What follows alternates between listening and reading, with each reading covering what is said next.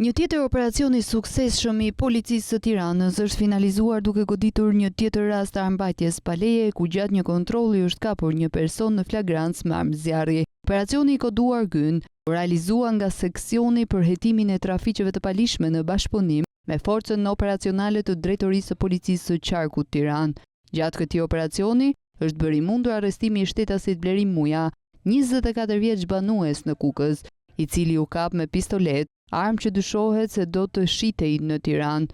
Në momentin e kontrollit të bërë në rrugën e Elbasanit, shërbimet e policisë gjetën armën e sekuestruar dhe e proceduar në atë si të palishme.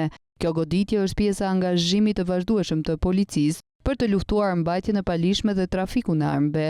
Po ashtu, është proceduar penalisht një shtetas tjetër 23 vjeç, banues në kryeqytet për moskallëzim të krimit, pasi dyshohet se ka patur njohuri për aktivitetin kriminal të personit arrestuar dhe nuk ka raportuar këtë në autoritetet përkatëse.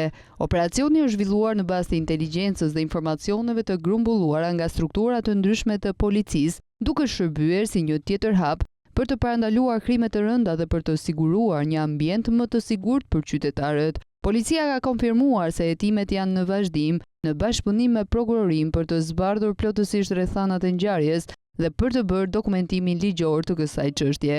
Ndërkohë, materialet procedurale do i referohen prokurorisë së Tiranës për veprime të mëtejshme, ndërsa operacionet të ngjashme po përballjen me armbajtjen pa leje dhe krime të tjera të lidhura do të vijojnë me intensitet.